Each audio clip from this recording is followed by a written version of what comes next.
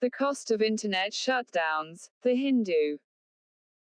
The movement led by farmers against the central government's agricultural laws has become a part of our national and international discourse. Keeping aside the merits and demerits of the contentious legislation, the manner in which the centre introduced the bills and its actions towards countering the movement have raised plenty of concerns. A principal concern among these has been the recurrent shutdowns, ordered by the Ministry of Home Affairs, of Internet services around many border areas of NCR since the unruly incidents on January 26. Unfortunately, these blockages are not new. India shuts down Internet services more than any other democracy in the world. The past 4 years have seen over 400 such shutdowns. Many parts of Jammu and Kashmir saw a partial restoration of digital services after a long period of 223 days, the longest Internet shutdown across the world, since the abrogation of Article 370 in the erstwhile state. Many, including UN rights groups, termed these shutdowns a form of collective punishment for people, and an overreach of governments on citizens' rights and liberties. Currently, Indian laws have vague provisions for suspending telecommunication services, including the Internet, during times of public emergencies, or, if required, for protecting public interest. Meanwhile, the Supreme Court had declared in January 2020 that the right to access the Internet is one of our fundamental rights, alongside the freedom to carry on any trade, business or occupation over the medium of Internet, under Article 19 of the Constitution.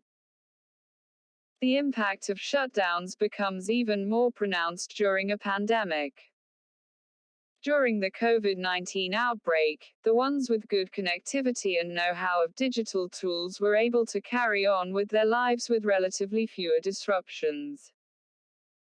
Meanwhile, the ones without digital literacy or connectivity found themselves completely left out of all social and economic systems. Blanket bans on digital connectivity during the COVID-19 crisis may breed deep-rooted societal difficulties. The most vulnerable among us may be cut off from health and welfare alerts. There could be breaks in vital digital services, including those currently being used by hospitals to monitor the well-being of their patients at risk of infection, including the elderly and pregnant women. Students may lose access to avenues of learning as classes shift online. Journalists may find it impossible to do ground reporting from already volatile areas. Also read today. Almost all white-collar employment sectors, including IT, financial and consulting services, are encouraging their employees to work from home. Internet shutdowns will freeze economic activity in affected areas and cause large-scale disruptions in economic output. India is estimated to have lost over 20,000 crore rupees in 2020 because of Internet shutdowns. Despite the costs and inconveniences involved, the shutdowns, on very rare occasions, do become necessary evils. However, it is hard to classify the ones initiated by the central government in recent years under those categories. Internet bans should be a last resort and must be enforced following well-formulated protocols. Emergency response and relief systems for the vulnerable have to then work in parallel. Upgrading cyber divisions of law enforcement agencies with new age innovations may offer several alternatives. The use of some of these technologies, including mass surveillance systems and communication interceptors, also presents its own ethical dilemmas. As the pace of globalization, digitization and connectivity accelerates, balancing civil liberties with security concerns will become an increasingly difficult task.